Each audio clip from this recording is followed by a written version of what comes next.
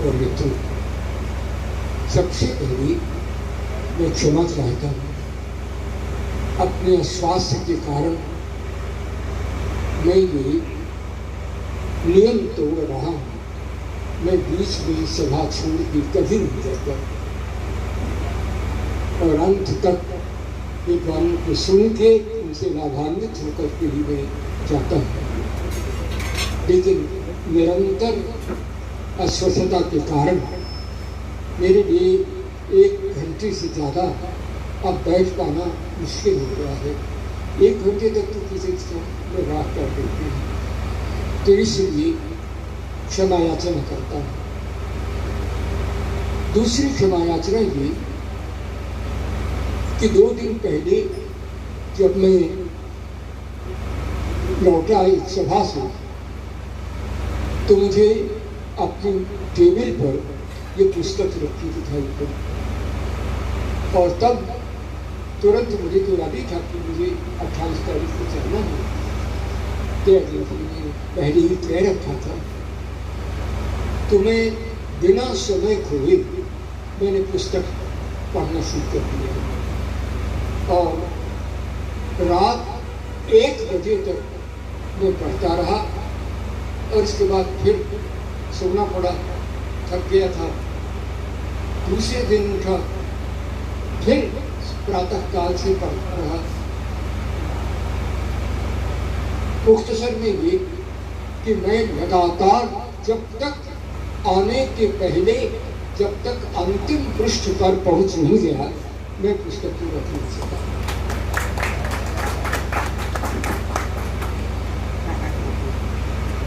ये पुस्तक कहने के लिए जीवनी है और पहली जीवनी प्रसाद की है, लेकिन इस पुस्तक को जीवनी का तो मानक मानना ही पड़ेगा।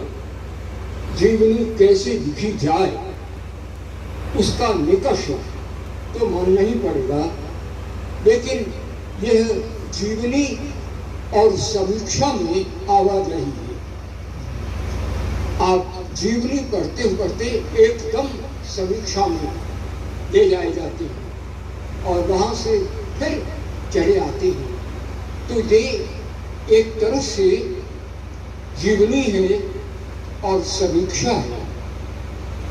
आपने जैसा कहा कि उन सारी बातों को कहने के लिए एक नई भाषा की खोज करनी आवश्यक थी। वह भाषा जो जीवनी की भी हो और जो समीक्षा की भी हो। इस भाषा की खोज बहुत जरूरी थी और ये बड़ी सफलतापूर्वक त्रिपाठी जी ने इसको पूरा किया है। भाषा का ये तेवर पहले देखा नहीं गया है, इस तरह से उसको उठाया गया। प्रसाद के पूरे जीवन को, उनके विराट कर्तृत्व को और उनके विराट कृतित्व को और उनके उस व्यापक जीवन को इस तरह से समेट पाने के लिए त्रिपाठी जी ने जिस प्रकार प्रमाण का और सामग्री का संचय किया है, उसको आरंभ में ही बता दिया है। क्या क्या नहीं करना पड़ा, लेकिन अंत में अत्यंत प्रमाण सम्मत ये जीवनी है। एक एक शब्द के पीछे प्रमाण है। प्रमाण उसको चाहे रत्नाकर शंकर जी के उसे ले, चाहे आप कहीं से ले, जो उनके अत्यंत निकटवर्ती लोग हैं उनसे ये गढ़ी गई एक रचना है। अंत में जब कृतज्ञता ज्ञापन करते हैं तो कहते हैं इसमें विनम्रता है। वो मंदः कविश प्रार्थी गमिष्याम उपहास्यताम प्राणशुद्ध्ये फले रूभात उद्बाहुरि वामनः फिर अथवा कृतवा द्वारे वंशीस्मिन् पूर्वसुरुभिः मनो वचसमुत्कीर्णे सूत्रस्य वास्तवे गतिः। वो कालिदास की विनम्रता में एक प्रकार का स्वाभिमान भी झलकता है। तो इसमें भाषा को उस निर्मित में, भाषा के उस अन्वेषण में, जैसा भाई दयानंद जी ने कहा, वो जो पारंपरिकता है, वो जो आपकी पृष्ठभूमि में पारंपरिक अध्ययन है, और वो जो संस्कृत भाषा की रवानगी है, किस तरह से पग पग पर सूक्तियां आती हैं, और उन सूक्तियों का जो अनुवाद है हिंदी में, अनुवाद करना चाहिए आपको।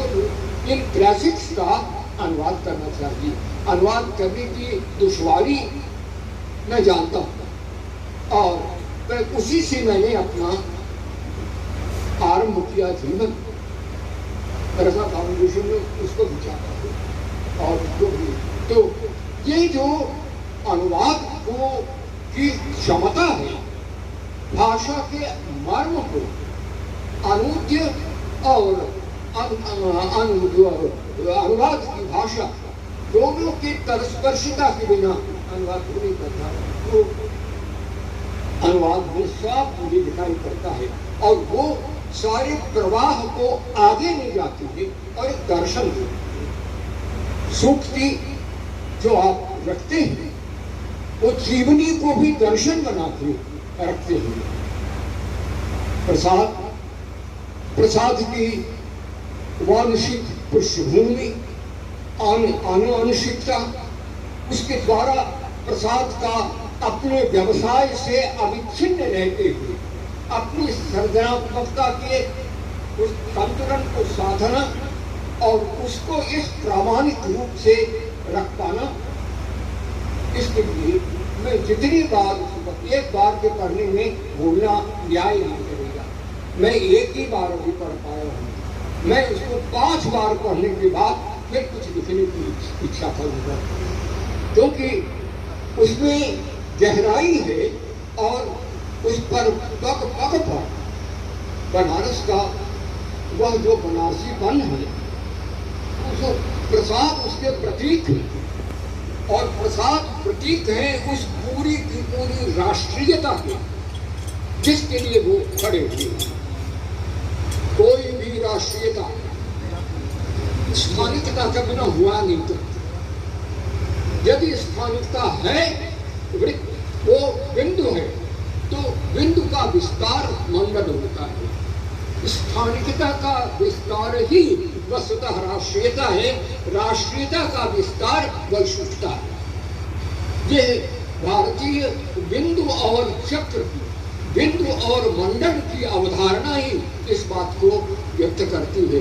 प्रसाद कैसे उस स्थानिकता से उस राष्ट्रीयता में जाते हैं, और उस राष्ट्रीयता से वैश्विकता में जाते हैं, इसको भली तरह से जीवनी व्यक्त करती है। इस जीवनी में 5 अध्यायों में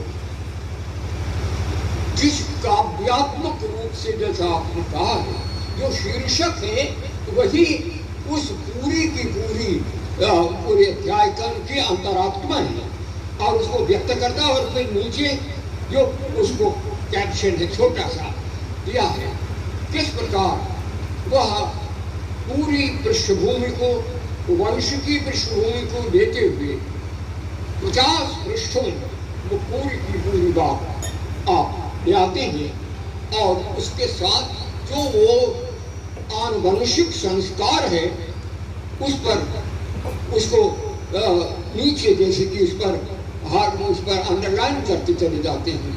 जहाँ जहाँ जाते हैं पूर्वज वहाँ बसते हैं। शिवालय 3 जाते हैं, आपने मुझे जनाई है। तो वो 3 जो तत्व हैं, उसमें पहला है शिवालय का निर्माण।